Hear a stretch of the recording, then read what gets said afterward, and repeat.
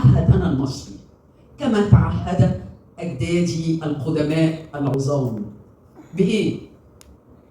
لن أقطع شجرة وسأحافظ على كل نبات، وأبذل جهدي لزيادة عدد الأشجار، لن ألوث مياه النيل، لن أسرف في استخدام المياه، سأساهم في تشجيع وإقناع المحيطين بي بفكرة الإنتاج المستدام والاستهلاك المستدام.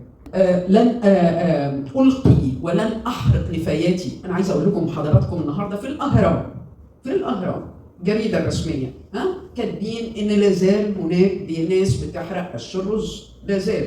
تخيلي ليديا.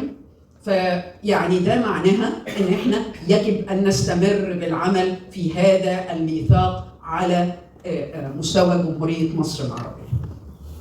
لن أستهلك أكتر من حاجاتي. إحنا عندنا بنجيب الأكل قد كده ونرمي نصه في الزبالة. لا، لازم يبقى فيه فكر جديد لأن أنا ما استهلكش أكتر من احتياجاتي. لن أتوانى عن استخدام مصادر الطاقة المتجددة. نبتدي كلنا نفكر إزاي نحط سولر، إزاي نستخدم مصادر للطاقة المتجددة. سأساهم في تشجيع وإقناع المحيطين بالتعهد والالتزام بكل ما سبق.